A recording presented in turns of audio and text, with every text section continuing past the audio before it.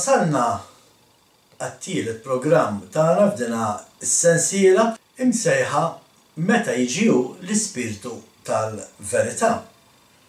U qed naraw f'din is-sensiela kif ma nistgħux nisseparaw l-ispirtu mill-liġi. Qed ngħidu li meta inti liġi jgħammar fik l-Ispirtu Santu irid jiggwidak lejn il-kelma tal-Alla, f'kelma waħda irid jiggwidak lejn it-Torah. Dik li ħafna jiddiskrivu bħala il-liġi. Il-liġi ta' Alla. U qed naraw f'dana il-programmi issa għaddejna fit-tieni programm rajna l-kitbiet ta' David u l-kitbiet ta' Pawlu u dejjem qed ngħidu li David kien bniedem li kien iħobb il-liġi u llum ħankomplu nitkellmu fuq kemm kien iħobb il-liġi David, kemm kien iħobb it-Torah, kemm David qal li t-Torah għandna bżonna f'ħajjitna f'ħafna ċirkustanzi tal-ħajja, f'kull ċirkustanza tal-ħajja anzi. U rajna wkoll Pawlu jiggwida lil Timotju biex ikompli jimxi u llum ħankomplu naraw biex ikompli jimxi fil-liġi ta' Alla il-missier, l-istess liġi li kien studja meta kien tifel. Rajniha wkoll lil Pawlu jikteb litra lill-Rumani u fiha indirizza nies li suppost huma għalliema spiritwali u għallhom li huma suppost kienu qorrif fil-verità u fil-liġi ta' Alla f'kelma waħda fit-Torah. Suppost allura qed jgħid Pawlu isma' min jgħallem in-nies, min jgħallem il-poplu irid jgħallmu il-liġi u l-verità. Kontrarju għal dak il-ħafna li nisimgħu illum minn fuq pulpti ta' knejjes nsejħulhom aħna mainstream Christianity, illi huwa Kristjaneżmu franchise magħmul ġewwa l-Amerika, illi jgħidu llum m'għadniex taħt it-Torah, m'għadniex taħt il-liġi tal-Mulej. Xi ħaġa allura qed naraw li qed imorru kemm kontra David u anke kontra l-istess Apostlu Pawlu illi huwa l-ikbar teologu li suppost dawn il-knejjes għandhom. Min-naħa l-oħra bil-maqlub jużaw il-kitbiet ta' Pawlu biex ikissru iġibu fix-xejn il-kelma tal-Alla. Xi ħaġa li anke Pietru wissa kontrija u qal li ħafna ħinterpretaw il-Pawlu għat-telfin tagħhom. U jekk tiftakru sew għalaqna il-programm bi kwotazzjoni mill-ktieb tad-Deuteronomju u għedtilkom biex anke taqrawh sakemm naslu biex nagħmlu dan il-programm u anke llum biex niftħu dan il-programm se nerġgħu naqraw dan il-kapitlu. Huwa interessanti fuq dak li ħanitkellmu fuq illum. Mela marru miegħi fil-ktieb ta' Deuteronomju kapitlu 17 versi minn 14 sa 20. U daw jaqraw hekk. Meta inti tasal fl-art li se jagħtik il-mulej Alla tiegħek u toħodha u tagħmel fiha u tajt ħa nagħmel fuqi sultan bħall-ġnus kollha ta' madwari. Inti tagħmel sultan fuqek lil min jaħtru il-mulej Alla tiegħek. Min qalb ħutek għandek tagħmel is-sultan għal fuqek. Ma tistax tqiegħed fuqek wieħed barrani li mhux minn ħutek. Biss m'għandux ikollok qatt kbir ta' żwiemel biex ma jreġġax il-poplu lejn l-Eġittu biex ikattar iż-żwiemel għax qalilkom il-mulej m'għandkomx terġu tmorru iżjed f'din it-triq. U m'għandux ikollu ħafna nisa biex ma jdurx qalbu u fidda u deb ma jkollux bil-bosta. U meta joqgħod fuq it-tron tas-saltna tiegħu jikdbulu fi ktieb tennija ta' din il-liġi minn fuq dik li hemm għand il-qassisin u l-Leviti. U tkun dejjem għandu u jaqra fiha l-jiem kollha ta' ħajtu biex jitgħallem jibża mill-mulej Alla tiegħu. Billi jħares il-kliem kollu ta' din liġi u jagħmel dawn il-kmandamenti kollha biex ma tintrefax qalbu fuq ħutu, biex ma joħorġux barra mill-kmandamenti li tajtu u jilwi mal-lemin jew max-xelluk biex żmien twil idum fuq is-saltna tiegħu u wliedu f'nofs Iżrael. Xi ħaġa interessanti li naraw f'dana il-passaġġ partikolari huwa il-Mulej kien jaf ħafna qabel talab il-poplu Iżraelit li kien ser jitolbu re. Naraw li fl-istorja ħafna iktar il-qoddim il-poplu talab li jkollu re u Alla taħ lil Sawl. Imma kif qed naraw fi żmien Mosè, Alla kien diġà jaf li l-poplu fil-futur ma kienx se jaqpa' taħtu. Suppost li Alla kien l-uniku ħaġa li kellhom bżonn. Ma kellhom bżonn xejn aktar minn Alla kien qed jieħu ħsiebhom. Kien qed itihom jieklu, kien qed itihom jixorbu, kien qed iżommhom qawwijin u sħaħ, kien qed ilibbishom kollox il-Mulej kien jagħmel għall-poplu ta' Iżrael, imma l-poplu ta' Iżrael kien hemm żmien meta qal isma' jiena irrid re imexxini bħal nazzjonijiet oħra. Xi ħaġa interessanti li Alla li jaf kollox, jaf ser jiġri fil-futur, allura kien jaf li xi darba il-poplu kien ser jitlob re. U ta' l-istruzzjonijiet sabiex ir-re kull meta jilħaq re ġdid jikteb kopja tal-liġi tiegħu. Jikteb kopja tal-ewwel 5 kotba ta' Mosè.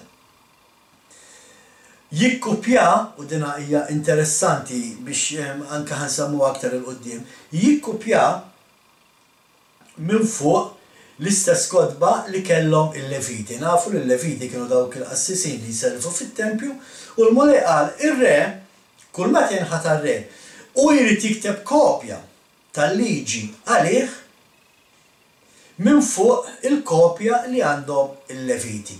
U jagħmel sens u ħanaraw għalfejn aktar il-qudiem. Imma ejja ħalli nkomplu naraw x'qed jgħidilna dan il-passaġġ.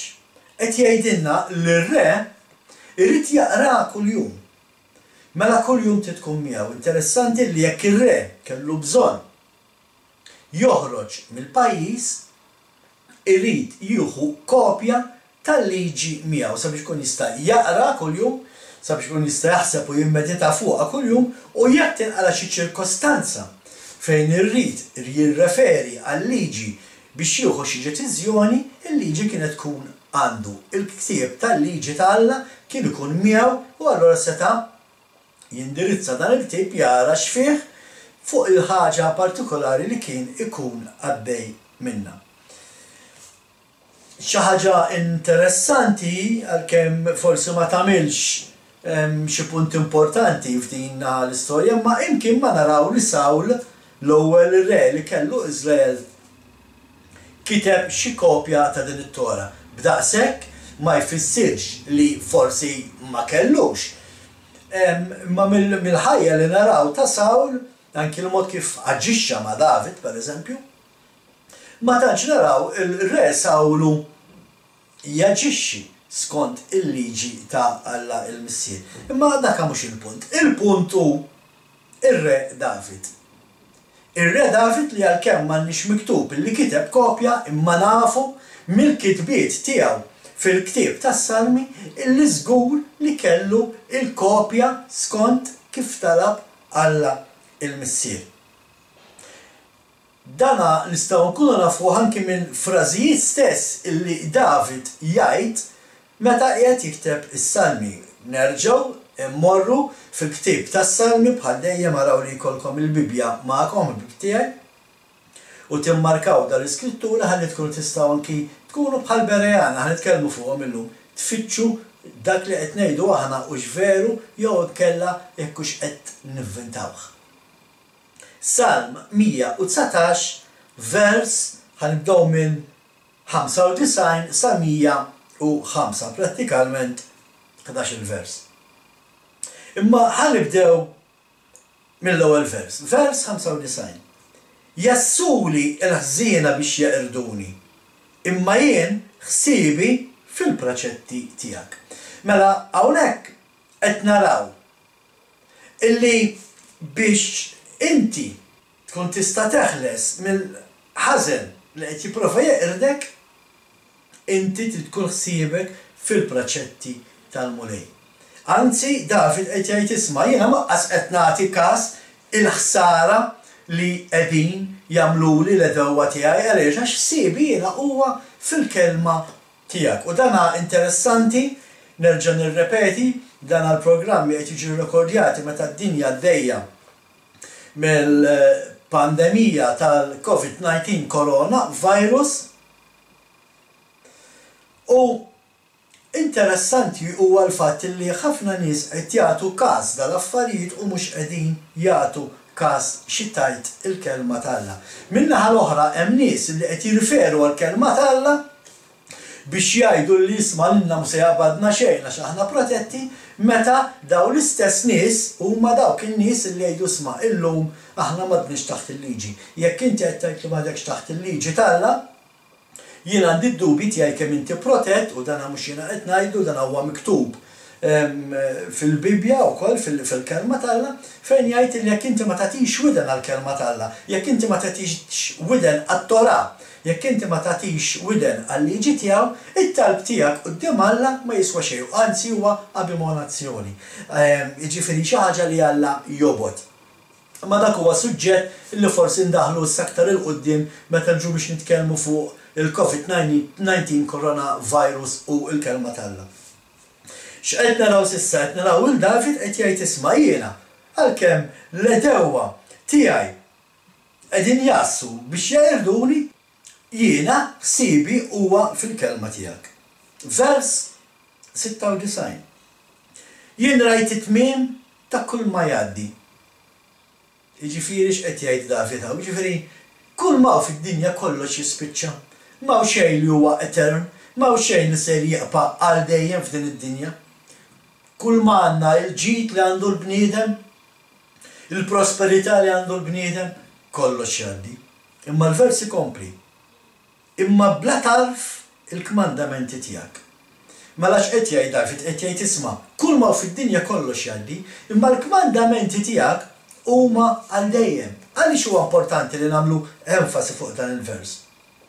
Għaliex ħafna jgħidu li r-raba' kmandament illum aħna m'għadniex taħtu. Ma hemmx għalfejn inżommu s-sibt qaddis. Jiddispjaċi li ngħidlek David ma jaqbilx miegħek. David qed jgħid illi bla tarf huma l-kmandamenti tal-armistier, ġifieri ma jispiċċaw qatt jeqpaw hemm għal dejjem. Dawn huwa l-istess kmandamenti li hemm ġol-arka tal-Patt u li fuqhom il-popli irdu jiġu ġġudikati. Ħafna ħajmorru quddiem Alla. U Alla ħajdilhom għax intom ma żammejtux is-sibt qaddis. U ħajdilhom le, il-liġi kienet waqgħet. U l-mulej ħajdilhom il-kmandamenti tiegħi kienu għal dejjem, jeqpaw għal dejjem. Ħankomplu bis-salm. Vers 97. Kemm inħobba l-liġi tiegħek. Għaliex inti m'intix bħal David? Għaliex inti tiqpa s-sabbat saqajk, għaliex inti tiqpa t-supervju, tgħid le, m'għadniex taħt il-liġi. Le, bil-maqlub tittamel bħal David, tħobb il-liġi. U jekk inti tħobb il-liġi, ifisser li ħatimxi magħha kollha. Ikompli l-vers. Il-jum kollu ħsiebi fiha. Qed jerġa' jgħid. Qed jerġa' jirrepeti David tant inħobba l-liġi tiegħek mulejjin. Illi il-jum kollu ħsiebi fiha. Il-kmandamenti tiegħek għal dejjem miegħi. Mela jekk inti trid illi jkollok il-barka li ma timraċ, jekk inti trid li jkollok il-barka li l-ebda pesta ma taqbdek, irid tkollok il-kmandamenti miegħek. Tittejx il-kmandamenti, jekk inti m'intix tgħix il-kmandamenti, m'intix ikkaferjat, m'intix miksi bid-dem ta' Jexua il-Messija, ħankomplu. Jallimni, jagħmilni għaref mill-edewwa tiegħi, jiġifieri il-kmandamenti t'Alla jagħmluk għaref. Vers 99. Jiena nifhem aktar mill-li mal-min tiegħi kollha għax ħsiebi fil-kmandamenti tiegħek. Interessanti, jekk inti tpoġġi taħt xi għalliem illi jgħid li illum m'għadniex taħt il-liġi, imma inti xorta temmen li teqpa' taħt il-liġi u żomma inti għaref aktar minn dak illi inti qiegħed jgħalmek. Dak li qed jgħid David. Vers 100. Aktar mix-xjuħ jien bil-għaqal għax inħares il-preċetti tiegħek. Bil-għaqal ifisser li huwa għaref aktar mix-xjuħ, aħna ngħidu li x-xjuħ għax għandhom l-esperjenza huma nies qorrif, imma il-fatt li David jimxi mal-kmandamenti talla, mat-Torah, mal-liġi talla. U x-xjuħ le, David kien għaref aktar minn daw ix-xjuħ. Vers 101. Min kull triq ħażina warrab riġlejja biex inħares il-kelma tiegħek. Vers 102. Mid-digriti tiegħek qatt ma nitbiet għax int kont li għallimtom li. Isma'u għadi. David qed jgħidu lej int għallimtom li. Kif tallimhom David daw? Permezz tal-Ispiritu Santu. Dak li qed ngħidu f'dan il-programm. Meta inti jiġi l-Ispiritu Santu jagħmar fik, se jiddiriġik bħalma ddara iddiriġi lil David lejn it-Torah, lejn il-liġi ta' Alla. U allura għax l-Ispiritu Santu qed jigwidak lil hemm, inti qatt ma titbiet minnhom. Imma biex ma titbietx minnhom, inti tittaċċetta dak li l-Ispiritu qed jagħmel ipoġġilek f'qalbek. Ma tistax ikollok il-konflitt li l-Ispiritu Santu qed jgħidlek mod. Il-pastor tiegħek jgħidlek mod ieħor u inti temmen il-pastor.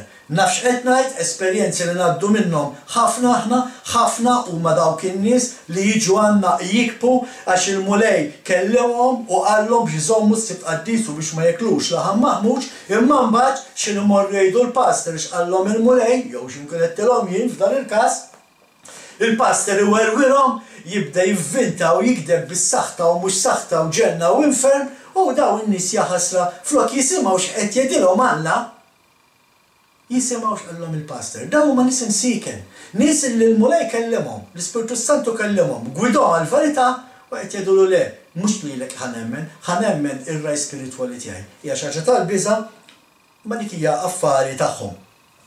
Vers 103. Kemm ħelwa l-wegħda tiegħek. Oħla mill-lasel għal-fommi. Vers 104. Jien ksibt id-den bil-preċetti tiegħek. Għalhekk nobod kull triq għarrieqa. Għalhekk nobod kull triq għarrieqa ifisser li tobod il-ħażen. Tobod il-ħażen għaliex għax għandek il-liġi talla fik. Jekk inti m'għandekx il-liġi talla fik, inti ħtaqbad tagħmel id-dnub. Għaliex m'għandekx xi gwidak, m'għandekx dik il-boxla li tmexxik fit-triq ta' Alla li jgwidak fija l-Ispiritu Santu. L-aħħar vers f'dina l-iskrittura, vers 105, fanal għal-riġlejja l-kelma tiegħek u dawl fil-modija tiegħi. Diġà għedna fl-aħħar programm x'jiġifieri il-kelma tiegħu hawnhekk David kien qed jitkellem fuq it-Torah, iwa il-kodba li kellu David ma kellux it-Testament il-ġdid miktub u ħafna mill-profeti kienu għadhom ma ġewx, David kellu it-Torah. Allora x'qed jgħid David hawn? Qed jgħidu mulej, fanal għal-riġlejja it-Torah tiegħek, fanal għal-riġlejja il-liġi tiegħek, dik l-istess liġi li llum qed jgħidu m'għadniex taħta, mela allura m'għandekx fanal sieħbi, mela fid-dlam miexi. M'għandekx dawl fil-modija tiegħek inti.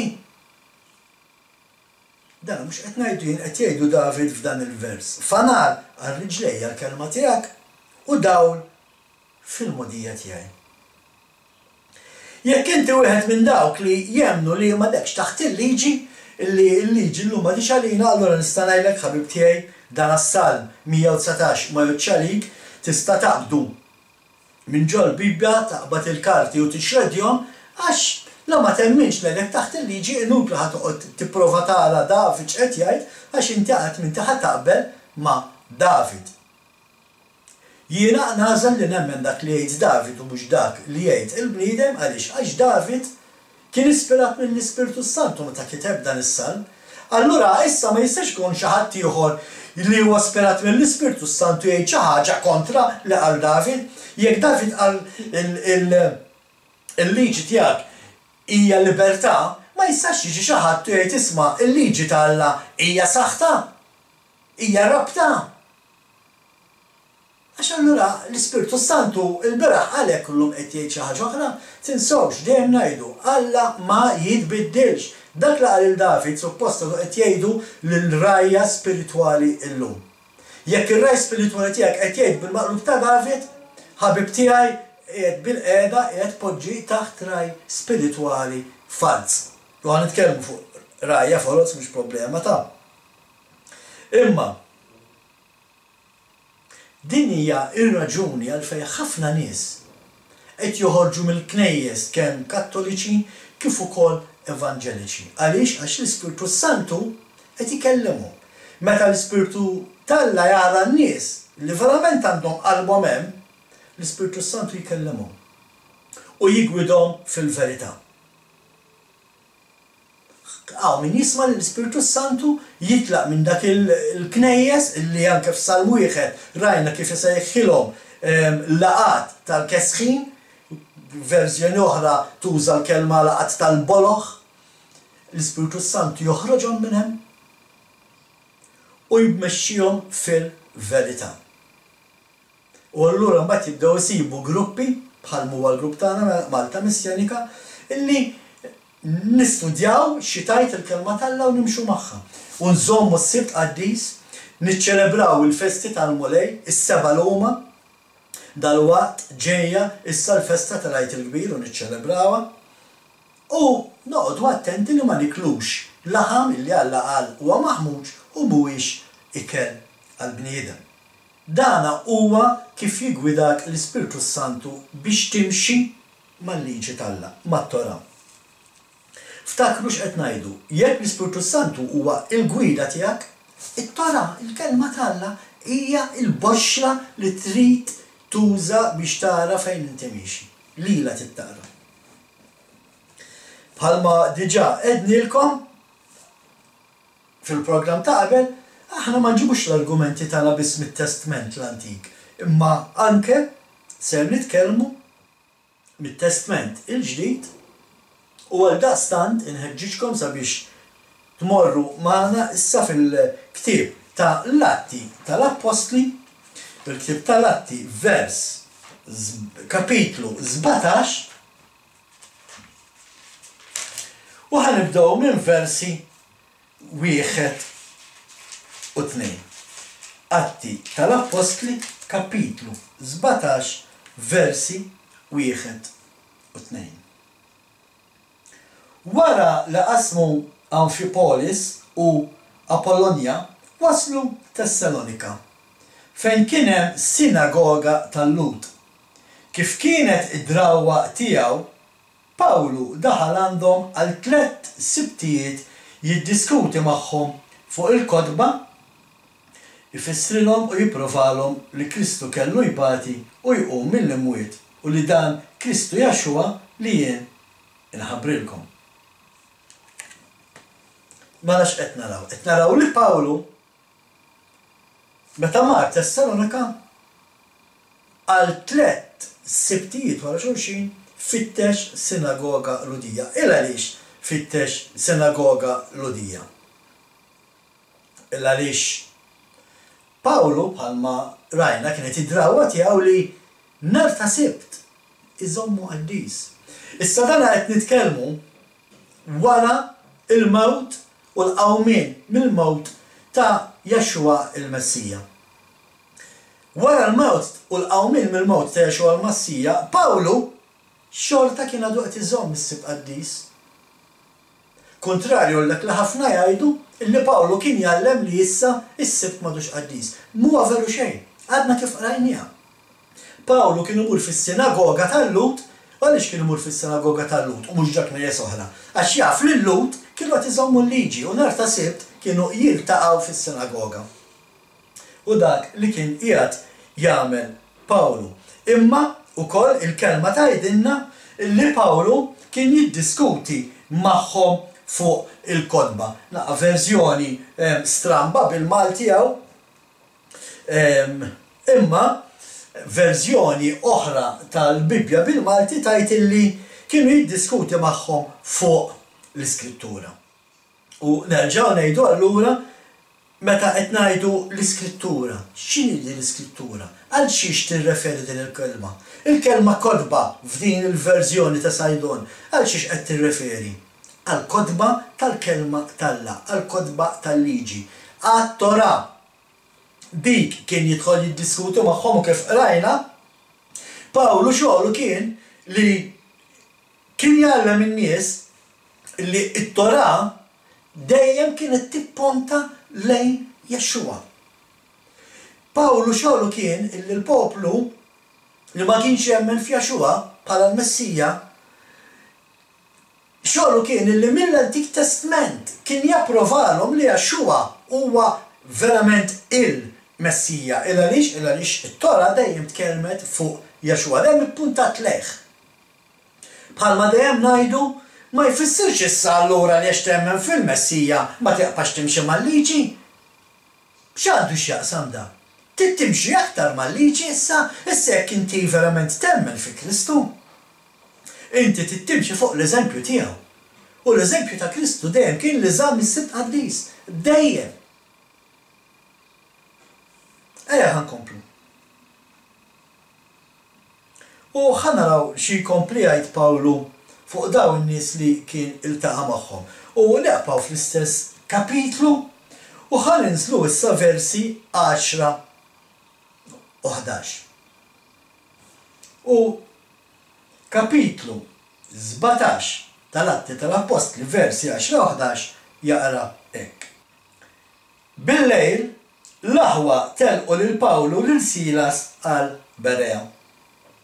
Malli waslu marru s-sinagoga tal-Lut. Dawn kienu aktar qalbhom miftuħa minn dawk ta' Tessalonika u laqgħu il-kelma b'ħeġġa kbira jaqalbu kuljum il-kodba biex jaraw hux hekk tassew. Mela x'qed narawha għal darb'oħra qed nerġgħu ngħidu naraw il-sal Pawlu minn Tessalonika tela għalfejn, tela għal Berea. X'għamel? Għamel l-istess bħalma għamel Tessalonika. Meta mar Berea fittex sinagoga tal-Lut.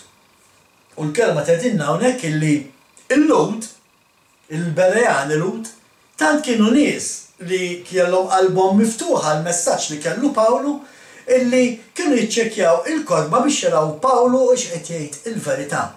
X'kodba kienu jfittxu fihom il-Bereani? L-istess kodba. It-Tora, il-liġi tal-la, ġo fiha kienu jfittxu. Imkien ma qallhom Pawlu isma' le issa ħankellimkom fuq il-Messija, liġi nsew għax ma tixtod issa fuq le qatt ma qallhom hekk, qatt ma qallhom issa il-liġi spiċċat għax issaw il-Messija. Anzi, Pawlu qallhom isma' sewwa tagħmlu li żommu t-Tora, sewwa tagħmlu li żommu l-liġi għax dak hu l-Messija, għalhekk ġie dal-Messija u indikalhom u urihom kif it-Tora dejjem ippuntat lejn Jexxua il-Messija. Da kien xogħol Pawlu. Imma nerġgħu ngħidu. It-Tora, il-liġi tal-la, l-ewwel 5 kodba ta' Mosè kienu il-prova li biha il-Bereani kienu jiċċekkjaw Pawlu hux qed jgħid il-verità.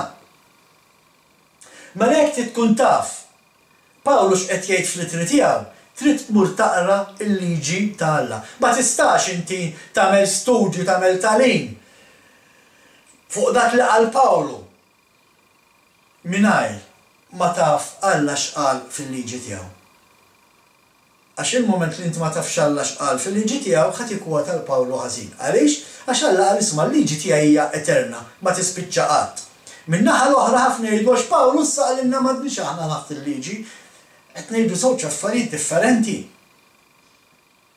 Għalkemm jiena ma nemminx li Pawlu qatt qal hekk. Pawlu qatt ma qal li aħna m'aħniex taħt il-liġi. M'aħniex taħt is-saħta tal-liġi iva. Li konna taħt is-saħta tal-liġi kieku jiena l-ewwel wieħed nixqiegħed hawn qudiemkom nallimkom dan l-istudju għax kieku ili mejjed minħabba il-ħajja li kont ngħix qabel jiena ltqajt mal-Mulej. Imma l-Mulej fil-grazzja tiegħu għax il-pjan tiegħu kien li jiena bħalissa nkun qudiemkom nagħmel dan it-tagħlim żammni ħaj. U nirringrazzja l-Mulej. Imma nirringrazzja l-Mulej issa biex nirringrazzja l-Alla ta' dak li għamel miegħi jiena nażel li nimxi fi traqatu. Ma nistax neqpa' ma nistax ngħid isma' jiena Kristjan ta' u neqpa' ngħix il-ħajja li kont qed ngħix, għax allura jiena Kristjan xejn. Meta inti titwieled mill-ġdid, ifisser li ħadd inbidel ma teqpax tagħmel l-affarijiet li kont qed tagħmel, issa x'ħanibda nagħmel? Bil-maqlub ta' dak li kont qed tagħmel. Qabel kont tikser il-liġi talla, issa li inti imwieled mill-ġdid, issa li inti persuna ġdida trid tibda timxi mal-liġi ta' Alla. L-istess liġi li l-Berejani kienu jfittxu fiha biex jaraw Pawlu kienx qed jgħid il-verità jew le.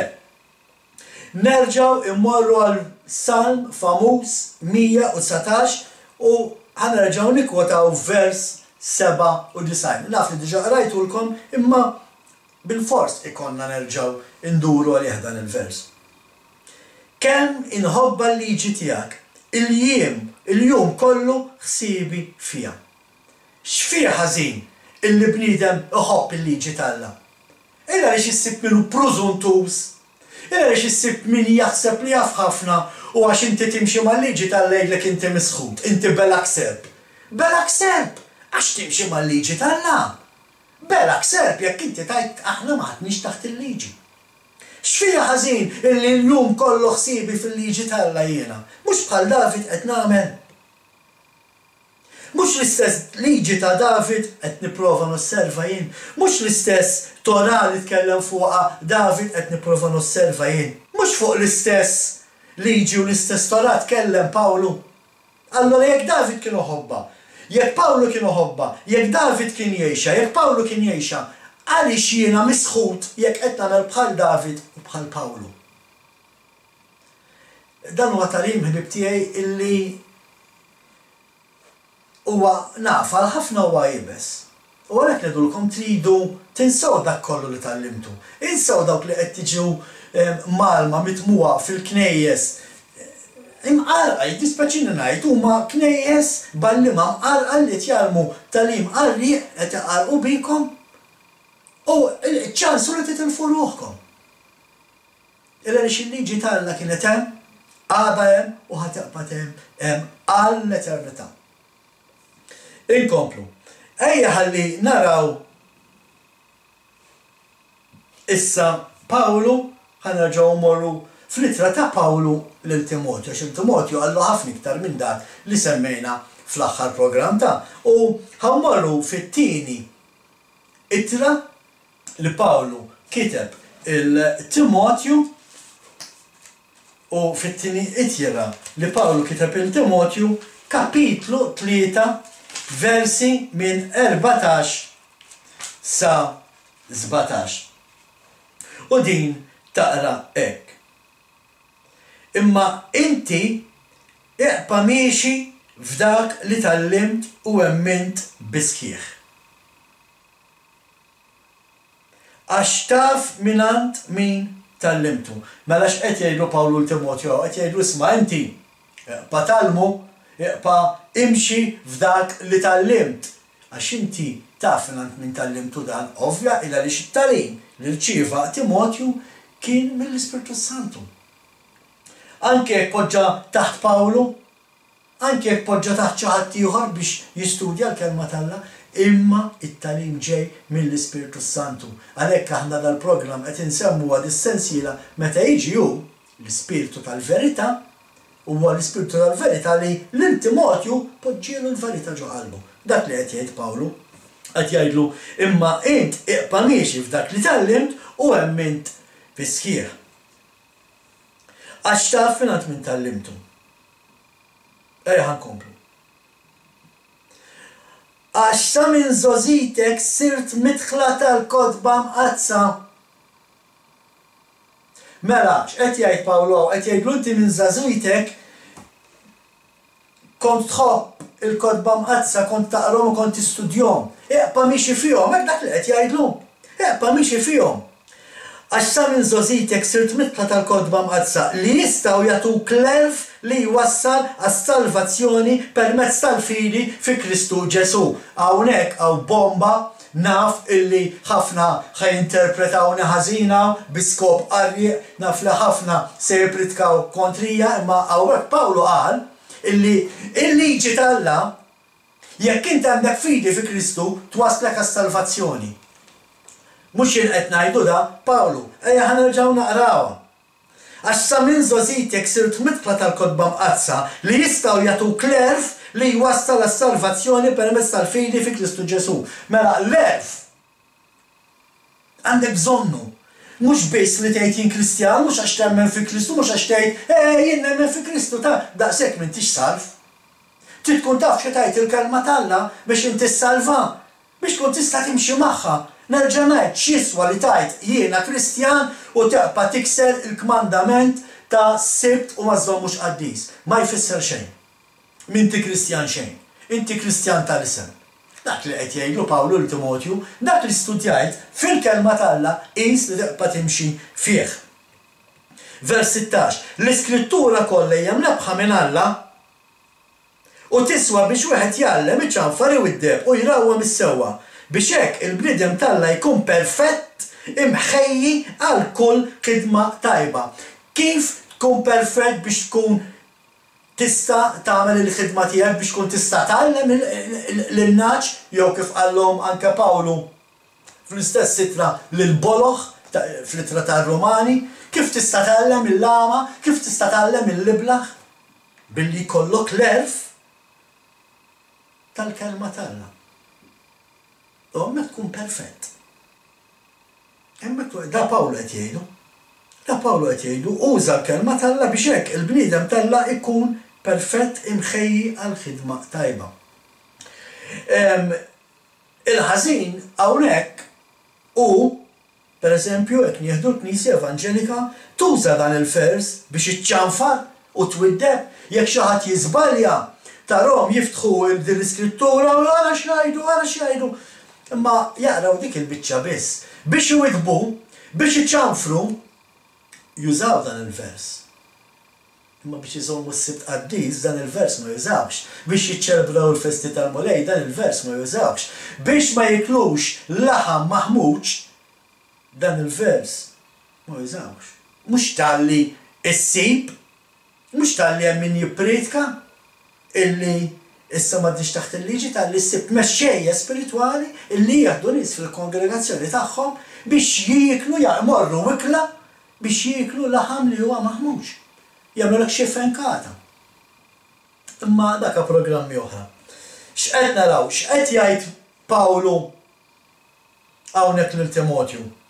Qed jgħidlu oqba miexi fit-tagħlim li inti tallimt fil-kotba mqazza. F'kelma waħda qed jgħidu isma' eqpa' miexi fit-tagħlim li tallimt fl-istudju tiegħek tat-Tora tal-liġi t'Alla. Dak li qed jgħid sewwa illi jekk għandek l-erf tagħha u l-fidi f'Jaxua inti s-salva. Għalhekk Iżejja għalilna il-liġi u l-ispirtu. Jekk daw it-tnejn ma jimxux flimkien ġo fik, inti m'għandekx id-dawl, m'għandekx il-Jaxua ġo fik, m'għandekx il-qawwa t'Alla ġo fik. Ma tistax, ħabib tiegħi, ma tistax tħassar dak li qed jgħid Pawlu hawn. Ma tistax. Ftakar li tista' żżid u qqas naqqas mill-kelma t'Alla. Il-mument li qed ngħidu aħna maħniex taħt il-liġi qed naqtaw ħafna vrus barra mill-kelma t'Alla. U ma tistax tagħmel din.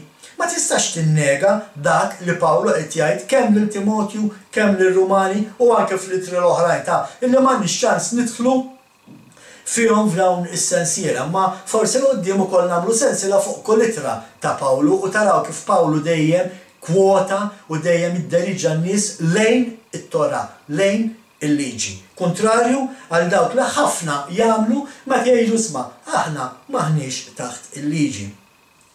X'qed jgħid Pawlu hawnhekk lil Timotju? Qed jgħidu li permezz tal-fidi f'Jaxua l-Iskrittura mqazza ġifieri t-Tora twassal għas-salvazzjoni. Nerġa' nispjega bil-modi. Ma tistax tgħid jien Kristjan u ma timxix mal-liġi t'Alla. Jekk qed tagħmel hekk inti Kristjan imqarraq jew inti Kristjan fals. Għax hemm differenza bejn imqarraq u fals. Imqarraq huwa dak il-bniedem li qed jisma' it-tagħlim imqarrieqi u miskin għax ma nafx aħjar qed jemmen dak li qed jisma'.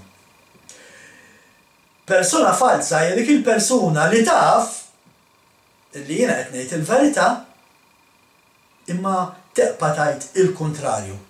Allura dak imbagħad jiġi għalliem fals. Għax jaf il-verità imma qed jippritka qed jgħallem il-kontrarju ta' dak li jaf. U kif qed ngħidu, kif qed jgħid Pawlu, dan jfisser li trid temmen li jrid ikollok il-liġi, jrid ikollok il-fidi fi Kristu u l-Iskrittura. Mela inti tittemmen li l-Iskrittura, it-Testament l-Antik, il-5 kotba ta' Mosè dejjem ippontaw lejn Jexxua il-Messija. Jekk inti temmen il-kelma tal-Alla hija l-Messija Jexxua, aħna nafu li Jexxua huwa l-kelma tal-Alla magħmul bniedem, jekk inti temmen li inti tista' issalva. Imma jekk inti temmen għax din l-punt il-Kristjani jgħidulek, ejwa jiena nemmen li Jexxua huwa jsejħulu Ġesu. Ejwa jiena nemmen li Ġesu huwa l-ibn tal-Alla. U li huwa l-ibn il-kelma tal-Alla magħmul bniedem. Iva dik nemminha. Nemmen li Ġesu huwa l-kelma tal-Alla magħmul bniedem. Allura għalfejn m'intix qed timxi mal-kelma tal-Alla?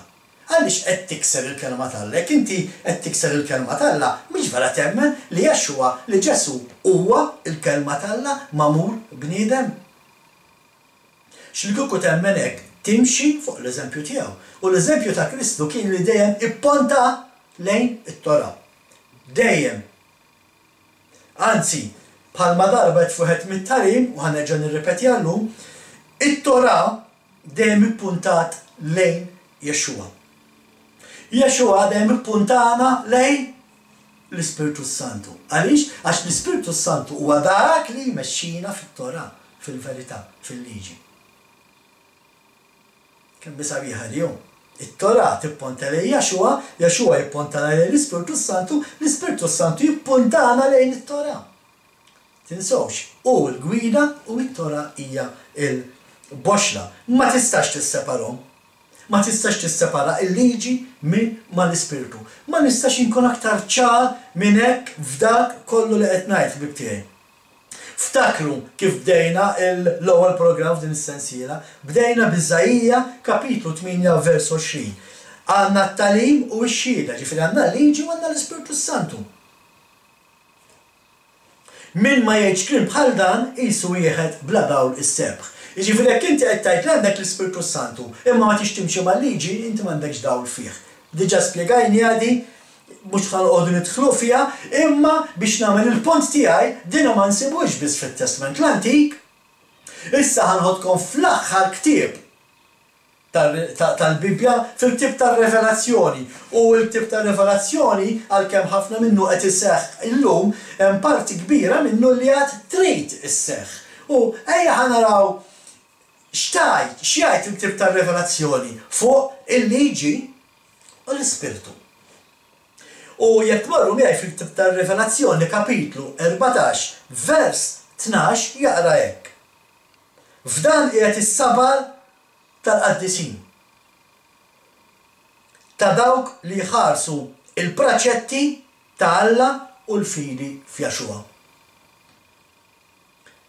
Ma ninsawx il-ktieb ta' Revelazzjoni miktib bil-Grik, imma meta taqlib dik il-kelma praċetti, il-kelma hija Tora.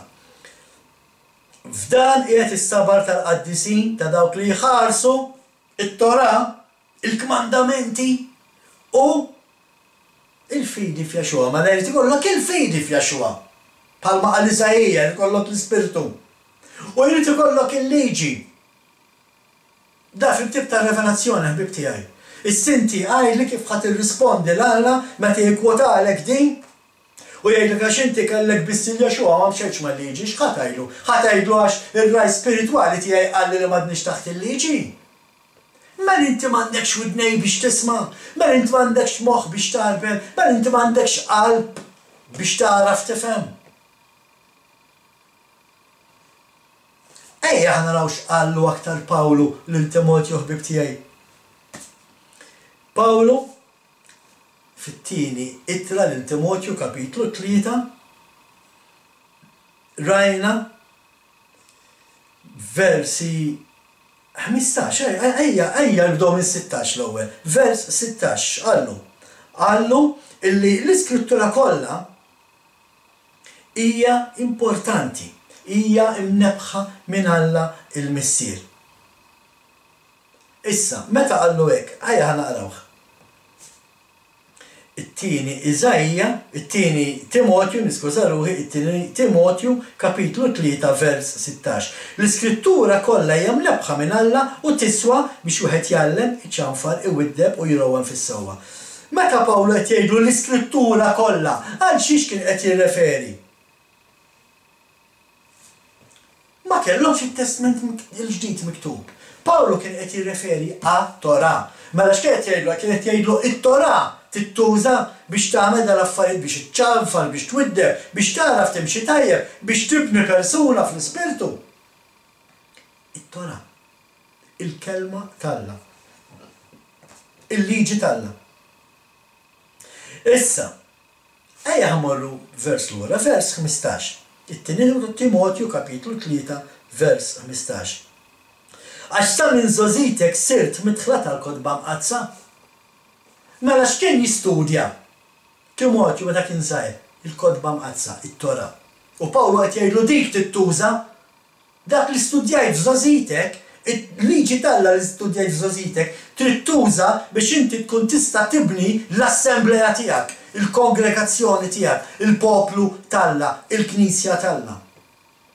Jekk inti wieħed minn dawk li tgħallem illi issa m'għadniex taħt il-liġi ma toċċalina, allora inti m'intix qed tibni il-Knisja talla, imma jiddispjaċini ngħid qed tibni il-Knisja tiegħek. Ħbib tiegħi da mhux jien qed ngħidu ta' jiena nkun qed naqra x'qed jgħid Pawlu kif jgħidu bl-Ingliż, between the lines. Dak li qed jgħid Pawlu. Ejja ħankomplu.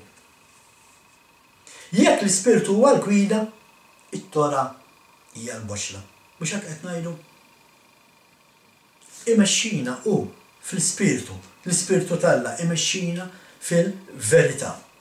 U meta inti timxi mat-Torà, diġà rajna x'qal Pawlu il-Timotju, inti tkun qed timxi mixja perfetta, mixja ta' perfezzjoni.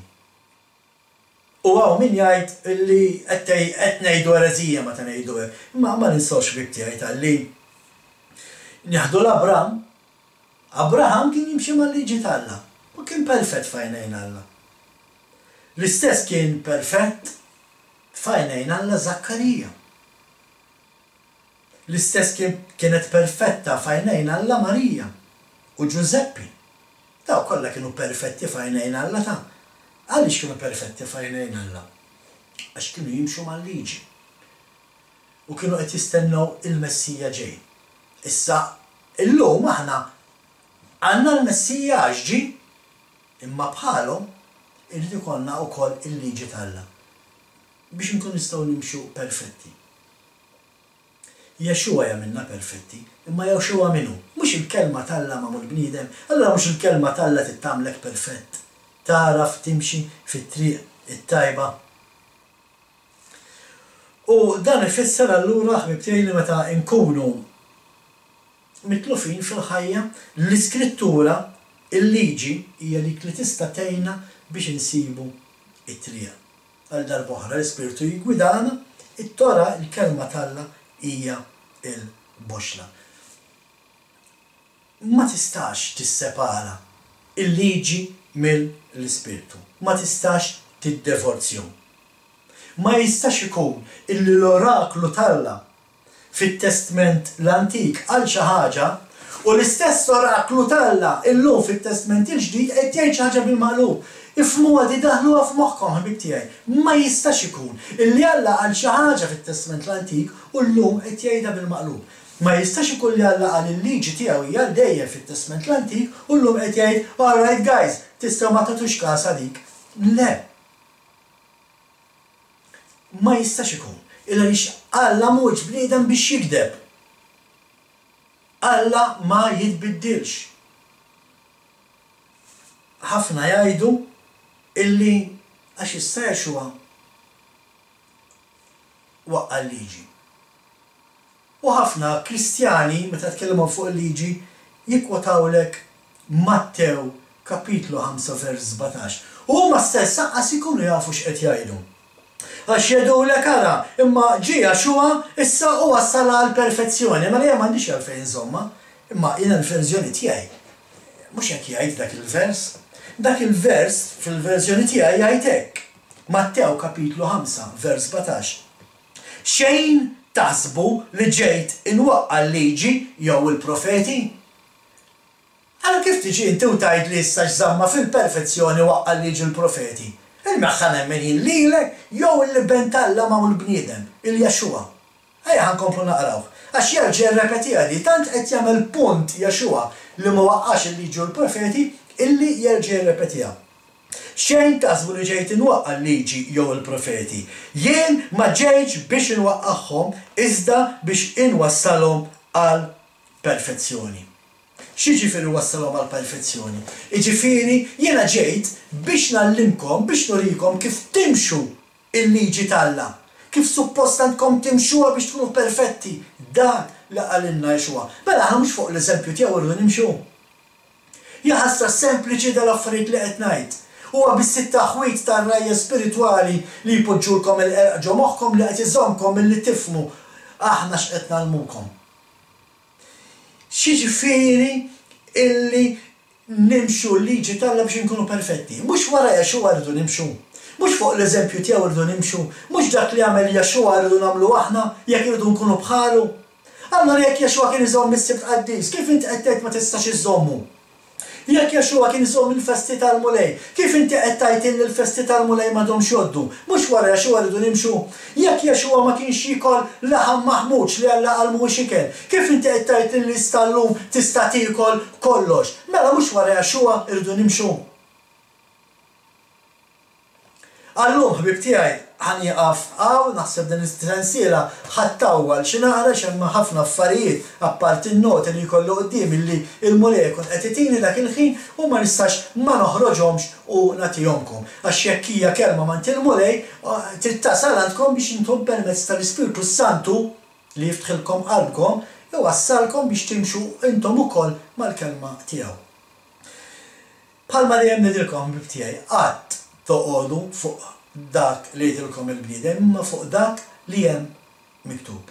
Sakemm narakom fi programmi oħra f'din is-sensiela għal darba oħra bħal dejjem f'isem sħabi kollha ta' Malta Messjanika insellmilkom. Shalom.